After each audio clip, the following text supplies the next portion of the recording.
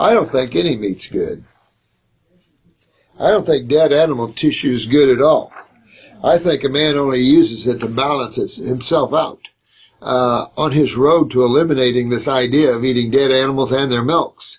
I think it's the grossest practice that humans have ever undertaken. Understand the reason why, because of the migration to northern climates and hostile environments to the Homo sapiens species, considering we're a frugivore and a tropical species. Meat is what nutrition created. It isn't nutrition. Meat is rotten, is putrefaction. It is dying cells. And if you think that's healthy, have at it.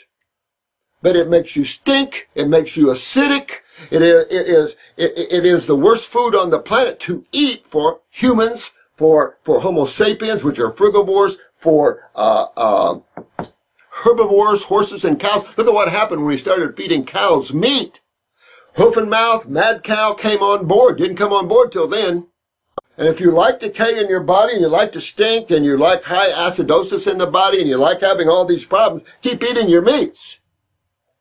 But there is one thing about meat eating that you must understand why people like it. It's energetic. People, I'm strong, I eat meat. Is it? What is energetic about eating protein that's putrefactive? Nothing. Except one thing. And we've talked about this many times. And for you practitioners, for all of you, it's important to understand that meat is full of neurotransmitters. If we cut your arm off and take your meat, it's full of neurotransmitters. Neurotransmitters runs the autonomic nervous system in the animals and in the people. Well, the meat is full of neurotransmitters, and that's what turns us on, especially those with really weak adrenal glands. And you can tell that. I told you I went back to meat eating when I poisoned myself and I could breathe. Thank you. Thanks for the neurotransmitters. I didn't want to inject myself. So I went to a little meat eating for a while because I needed those neurotransmitters and I breathed better. Yeah, I felt it. I felt the toxicity and everything else. But then I went total raw on top of that and got cleaned that out.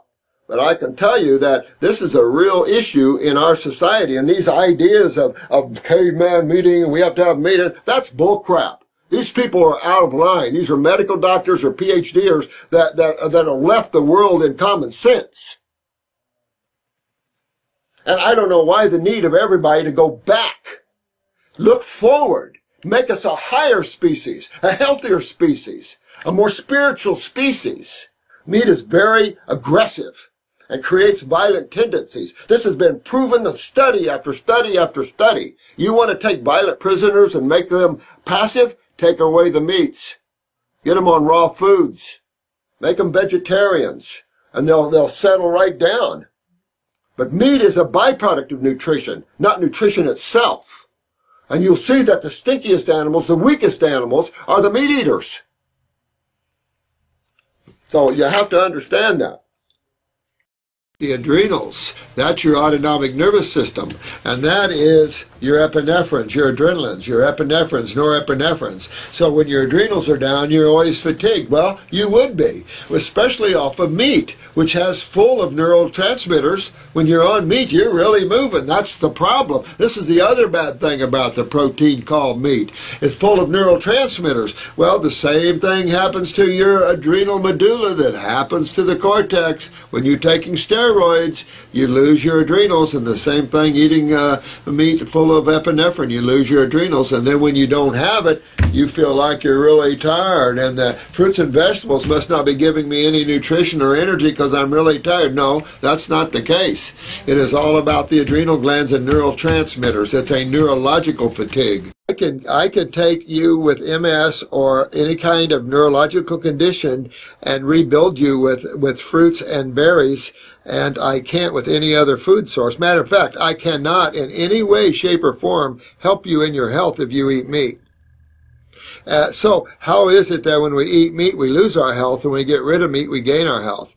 See, I think if you go back and you look at the separation from when we moved out of the tropics and the tropical nature of the planet at one time, and we moved more into the Neanderthal type of living in the colder climates, you do see that picked up. You're not going to see fruit eating in these levels. So yes, man has definitely become more omnivorish. But if you take a look at his omnivorish, now you can blame a lot of this on chemicals and stuff like that, granted. But if you look at the omnivorish diet, it doesn't do well with humans.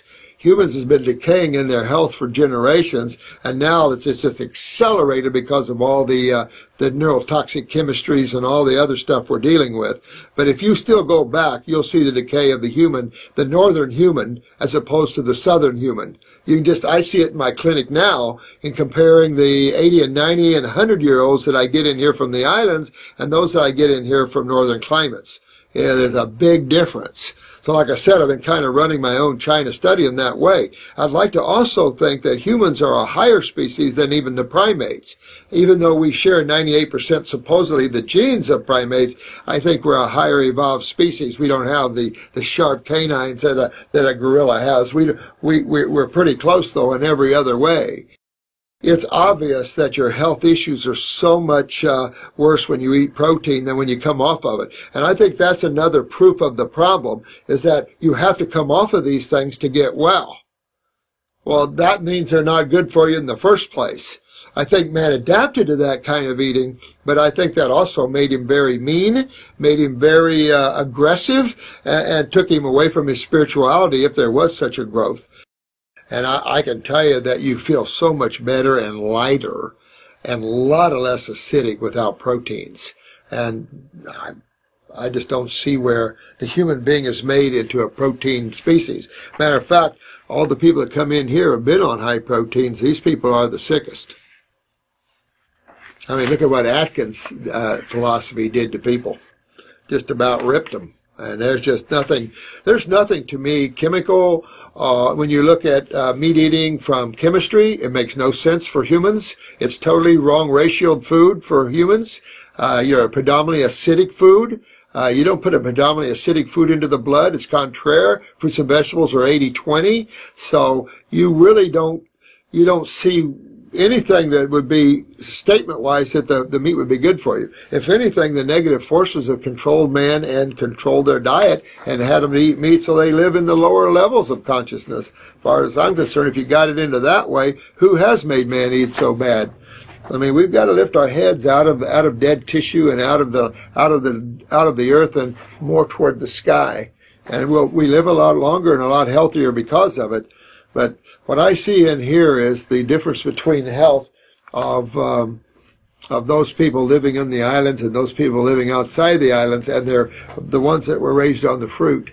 They just see just such a difference in their beauty and their longevity and the way they look longevity. You could take a 100-year-old from the islands and a 100-year-old from, let's say, Michigan, and the difference in the tone of the skin, their agility, is night and friggin' day. You know what? Fear is what medical people feed on. They love people to have fear because then you'll start doing things stupid. And you just had one of those moments, and that's okay. We all kind of had that. I mean, you know, there's a lot of fear-based because of cancers and stuff. And the word infection freaks people out. Wow. Just de-skin most people on the planet and they'll be ravished with infection. Or could we politely use the word acidosis? That's the worst kind of thing. That's what's infectious. And if you want to know what was really infectious besides acids, which are proteins, that's infectious, not fruits and berry juices, protein juices. That's infectious. That's putefactive. But we could just keep eating meat because Neanderthal man did. And maybe he did. I mean, we have some cases up north where obviously he had to, but I doubt if Islander man did much. Why? When you had to, I'm more polarized to a piece of fruit than I am to dead tissue, and if I had to kill the animal or pick a piece of fruit, I think picking a piece of fruit would be definitely preferred. I don't lick my chops when I see a squirrel. I want to pat him.